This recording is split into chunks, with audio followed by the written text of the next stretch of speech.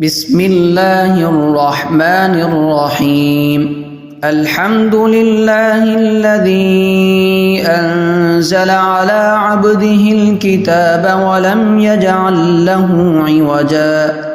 قيما لينذر بأسا شديدا من لدنه ويبشر المؤمنين الذين يعملون الصالحات أن لهم أجرا حسنا ماكثين فيه أبدا وينذر الذين قالوا اتخذ الله ولدا ما لهم به من علم ولا لآبائهم كبرت كلمة تخرج من أفواههم إن يقولون إلا كذبا فلعلك باخع نفسك على آثارهم إن لم يؤمنوا بهذا الحديث أسفا إنا جعلنا ما على الأرض زينة لها لنبلوهم أيهم أحسن عملا وإنا لجاعلون ما عليها صعيدا جرزا أم حسبت أن أصحاب الكهف والرقيم كانوا من آياتنا عجبا إذ أوى الفتية إلى الكهف فقالوا ربنا آتنا من لدنك رحمة وهيئ لنا من أمرنا رشدا فضربنا على آذانهم في الكهف سنين عددا ثم بعثناهم لنعلم أي الحزبين أحصى لما لبثوا أمدا نحن نقص عليك نبأهم بالحق إنهم فتية آمنوا بربهم وزدناهم هدى وربطنا على قلوبهم إذ قاموا فقالوا ربنا رب السماوات والأرض لن ندعو من دونه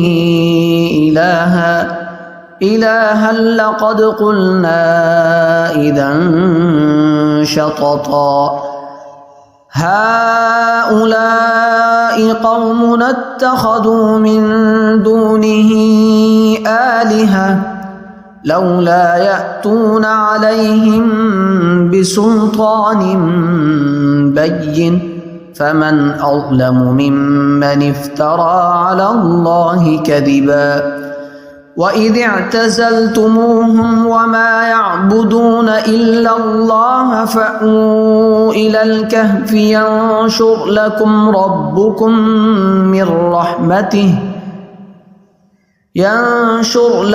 ربكم من رحمته ويهيئ لكم من أمركم مرفقا وترى الشمس إذا طلعت تزاور عن كهفهم ذات اليمين وإذا غربت تقرضهم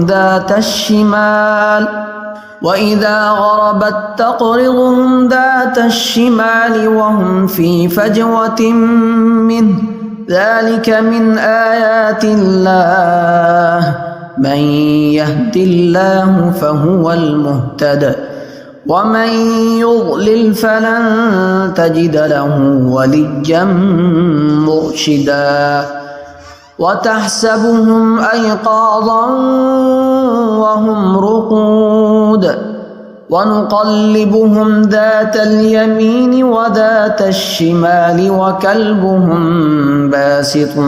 ذراعيه بالوصيد لو اطلعت عليهم لوليت منهم فرارا ولملئت منهم رعبا وكذلك بعثناهم ليتساءلوا بينهم قال قائل منهم كم لبثتم قالوا لبثنا يوما أو بعض يوم قالوا ربكم أعلم بما لبثتم فابعثوا أحدكم بورقكم هذه إلى المدينة فلينظر أيها أزكى طعاما فليأتكم برزق منه وليتلطف ولا يشعرن بكم أحدا إنهم إن يظهروا عليكم يرجموكم أو يعيدوكم في ملتهم ولن تفلحوا إذا أبدا وكذلك أعثرنا عليهم ليعلموا أن وعد الله حق وأن الساعة لا ريب فيها إذ يتنازعون بينهم أمرهم فقالوا ابنوا عليهم بنيانا ربهم أعلم بهم قال الذين غلبوا على أمرهم لنتخذن عليهم مسجدا سيقولون ثلاثة رابعهم كلبهم ويقولون خمسة سادسهم كلبهم رجما بالغيب ويقولون سبعة وثامنهم كلبهم قل ربي أعلم بعدتهم ما يعلمهم إلا قليل فلا تمار فيهم إلا مراء ظاهرا ولا تستفت فيهم منهم أحدا ولا تقولن لشيء إني فاعل ذلك غدا إلا أن يشاء الله واذكر ربك إذا نسيت وقل عسى أن يهديني ربي لأقرب من هذا رشدا ولبثوا في كهفهم 300 سنين وازدادوا 9 قل الله أعلم بما لبثوا له غيب السماوات والأرض أبصر به وأسمع ما لهم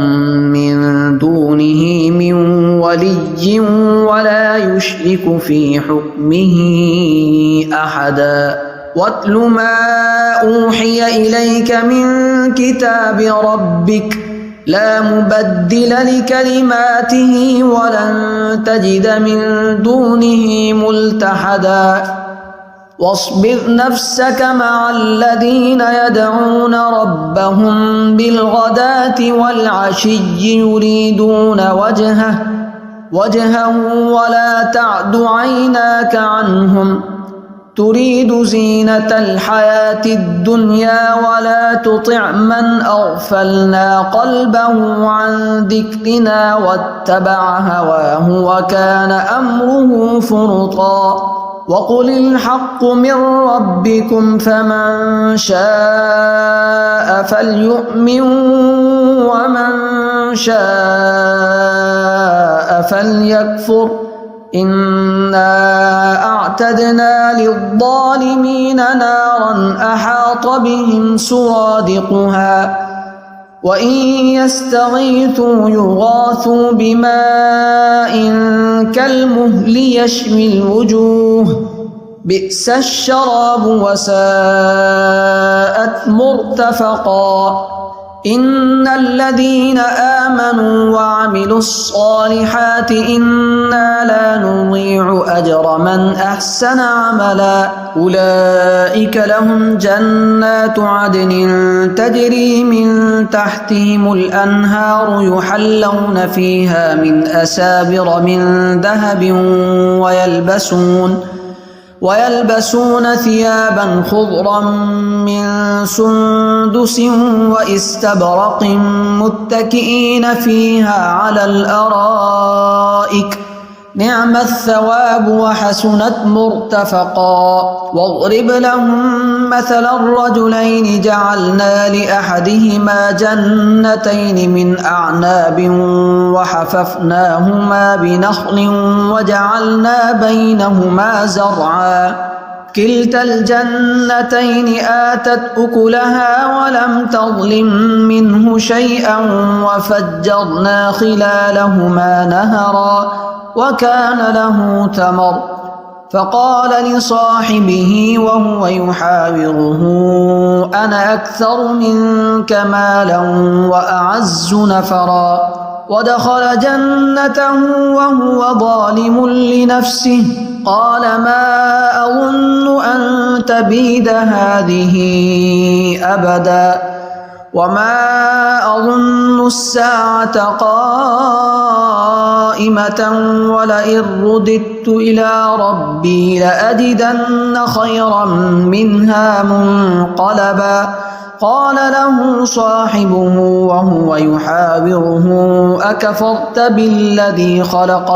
وهو يحاوره أكفرت بالذي خلقك من تراب ثم من نطفة ثم سواك رجلا لكن هو الله ربي ولا أشرك بربي أحدا ولولا إذ دخلت جنتك قلت ما شاء الله لا قوة إلا بالله إن ترني أنا أقل منك مالا وولدا فعسى ربي أن يؤتيني خيرا من جنتك ويرسل عليها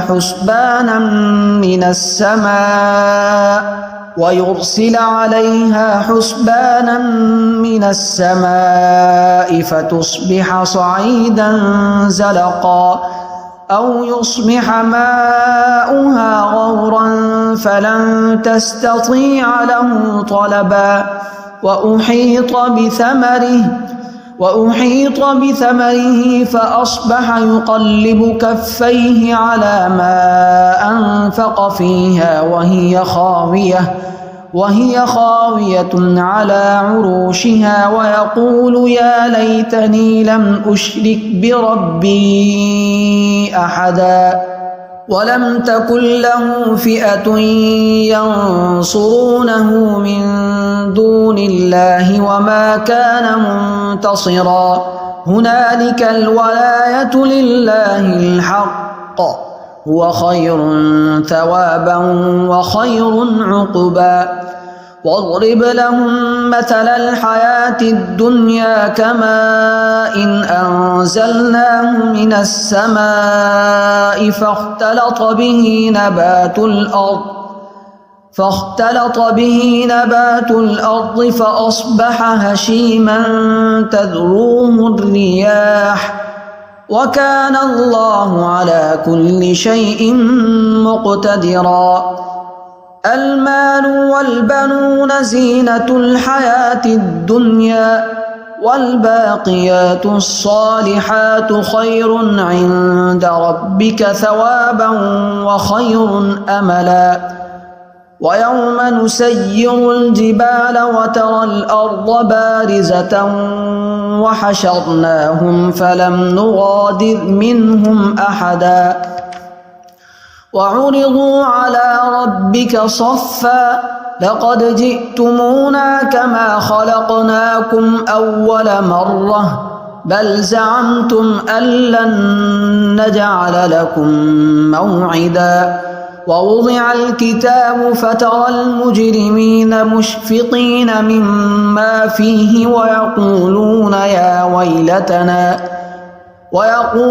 يا ويلتنا ما لهذا الكتاب لا يغادر صغيرة ولا كبيرة إلا أحصاها ووجدوا ما عملوا حاضرا ولا يظلم ربك أحدا وإذ قلنا للملائكة اسجدوا لآدم فسجدوا إلا إبليس كان من الجن ففسق عن أمر ربه أفتتخذونه وذريته أولياء من دوني وهم لكم عدو بئس للظالمين بدلا ما أشهدتهم خلق السماوات والأرض ولا خلق أنفسهم وما كنت متخذ المضلين عضدا ويوم يقول نادوا شركائي الذين زعمتم فدعوهم فلم يستجيبوا لهم وجعلنا بينهم موبقا ورأى المجرمون النار فظنوا أنهم مواقعوها ولم يجدوا عنها مصرفا ولقد صرفنا في هذا القرآن للناس من كل مثل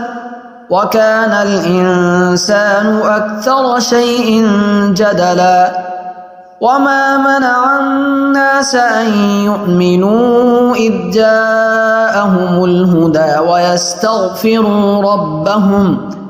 ويستغفروا ربهم إلا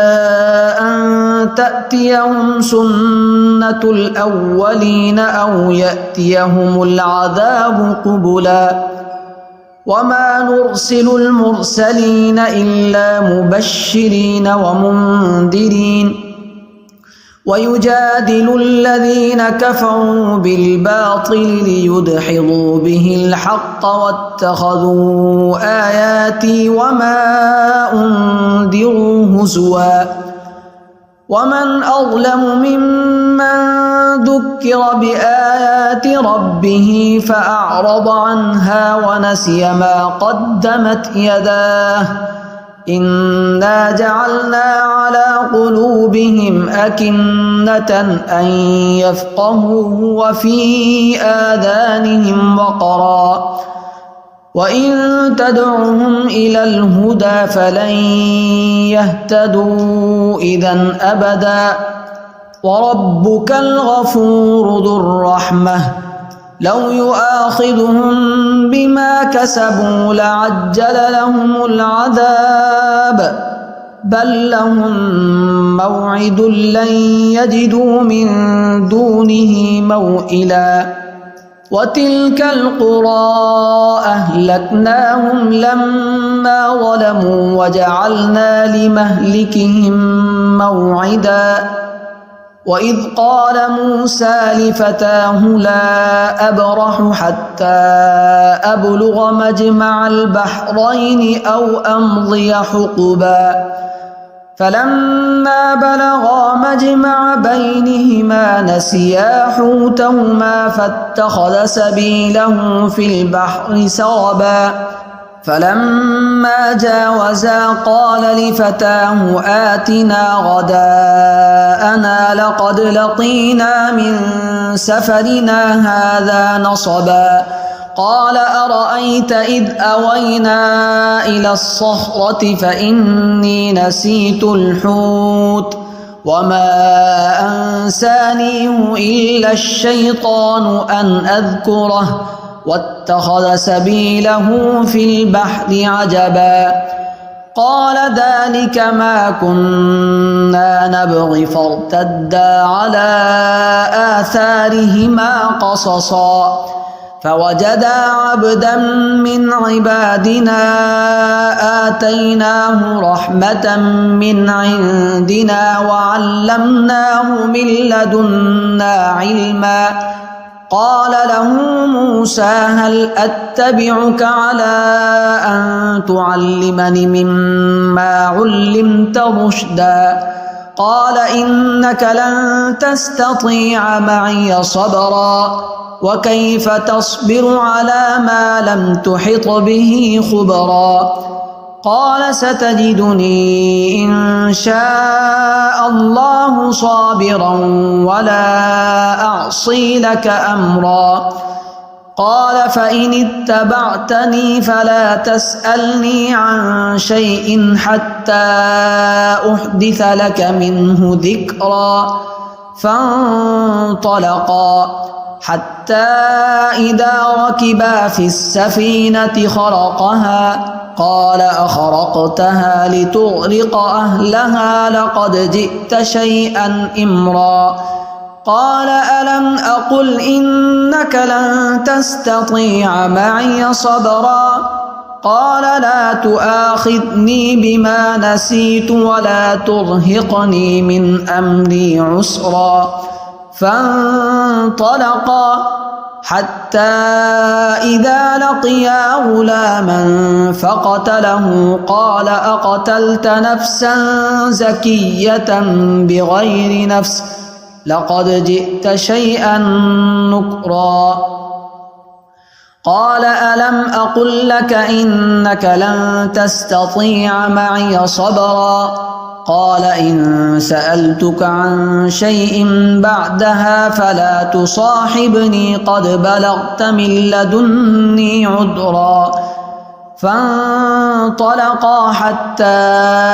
إذا أتيا أهل قرية استطعما أهلها فأبوا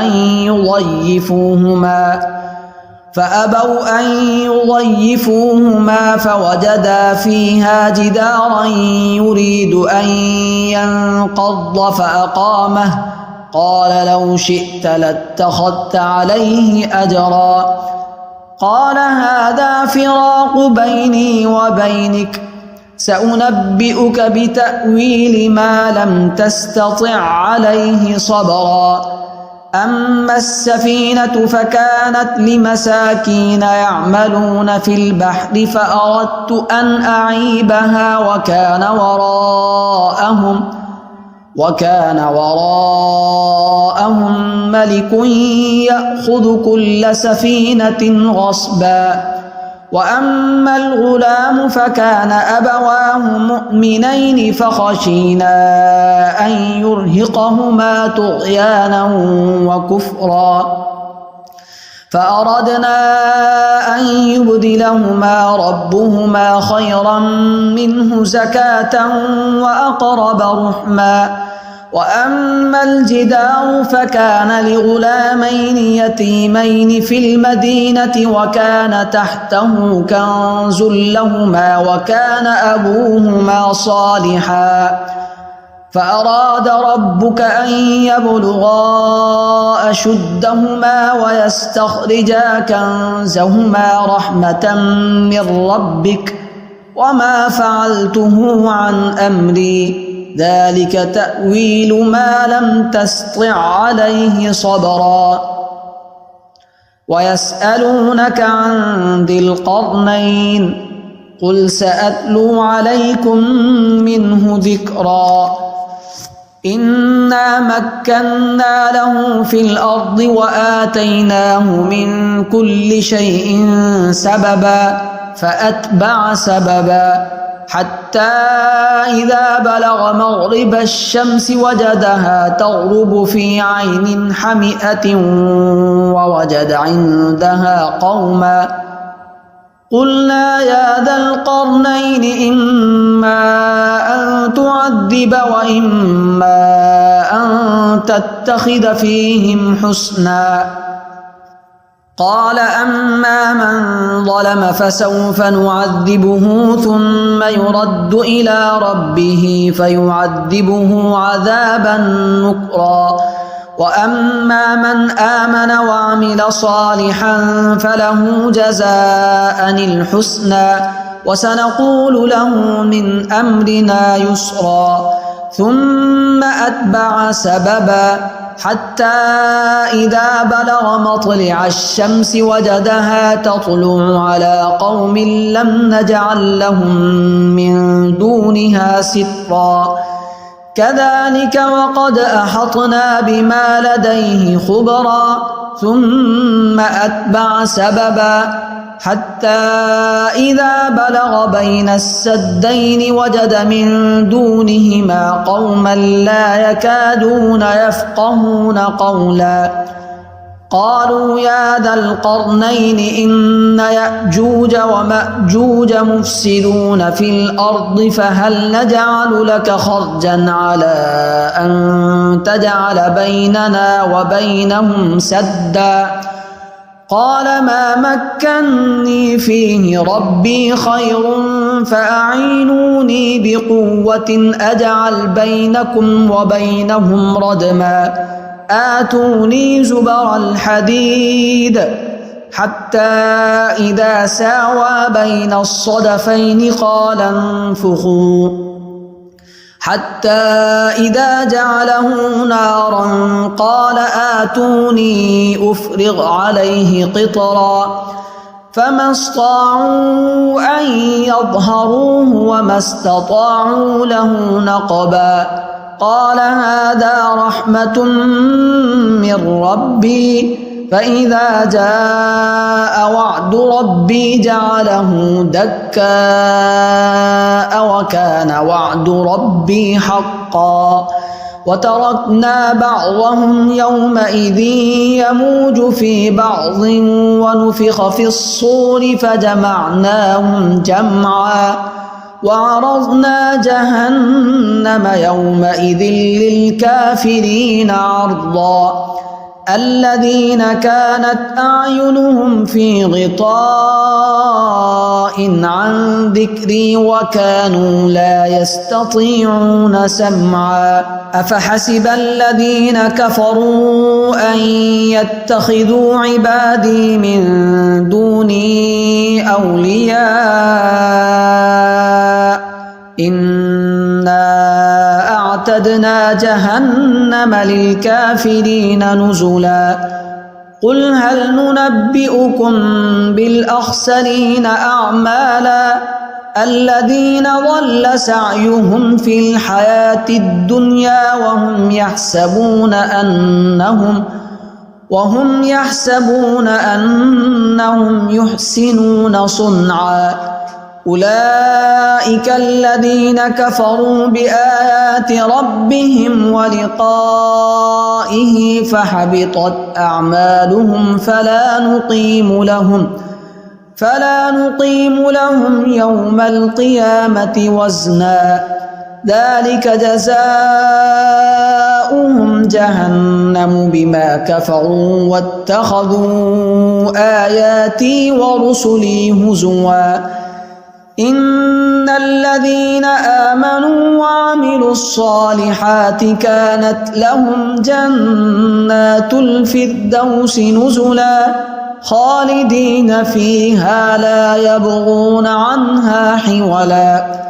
قل لو كان البحر مدادا لكلمات ربي لنفد البحر قبل أن تنفد كلمات ربي ولو جئنا بمثله مددا قل إنما أنا بشر مثلكم يوحى إلي أنما إلهكم إله واحد فمن كان يرجو لقاء ربه فليعمل عملا صالحا ولا يشرك بعبادة ربه أحدا.